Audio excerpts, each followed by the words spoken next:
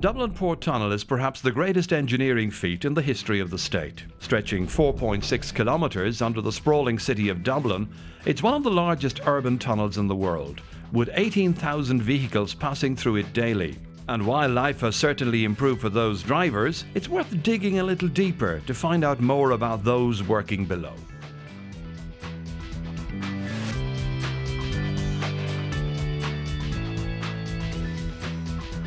In 2005, the National Roads Authority awarded French company Transroute the contract to operate, maintain and collect tolls for a 5-year period. To accomplish this, Transroute began recruiting and training 75 full-time employees. It wasn't long, however, before one of these employees made an SOS call to SIPTU. The gentleman I was talking to was a little bit nervous about giving me his name at that point in time. They were concerned, obviously, that their employer would find out that they were talking to us. But we spoke with them in relation to their own terms and conditions of employment, which again were poor compared to industry standards. But we pressed upon them the need for them to organise themselves. Myself and some of my other colleagues, we selected some members, some of our colleagues to represent us.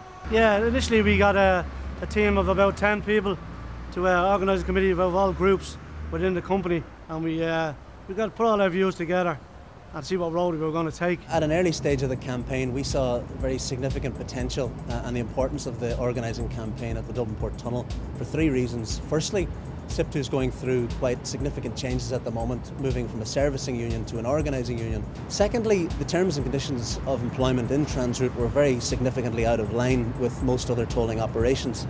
And the third reason was the contract was awarded to Transroute pretty much on the back of low labour costs and low labour rates, and we felt as a union it was imperative that we stood up and insisted that that couldn't continue.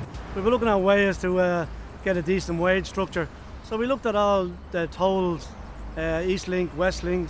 We said we started in the middle rather than go over the top to the bottom, so we say which was the best for us, so to give ourselves a chance and the company a chance, we went for the middle one, so that was the base of our claim that we worked off that. Paddy and his colleagues' efforts were paying off. By June 2007, union membership had doubled, and they were now in a position to directly engage with the company management. We made contact with the company and put our views to the company, and initially the company declined SIPTU, and they didn't think we needed SIPTU because everything they thought was working in the right direction, but we knew it wasn't. And the organising committee decided that the company didn't seem to be taking us serious. And with the membership growing, it seemed some sort of industrial action seemed inevitable. And then the company stepped in and offered us a 5% pay rise. It was a start, but it wasn't enough. With this increase, the members had scored their first definite goal.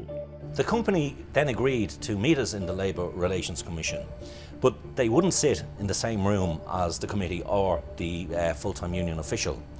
They did want, however, to train the committee themselves in negotiations and leave out the SIPTU official. The company then set up forums to engage with the staff. However, the organising committee agreed that all members would demonstrate their solidarity by attaching SIPTU membership cards to their ID. When the company threatened Paddy Laird with disciplinary action, his answer was clear. If you suspend me, you're going to have to suspend everybody. While the organising committee bravely resisted Transroute from within, Owen Reedy, Eire Gorman and Patricia King worked on exploiting weak points in its strategic connections.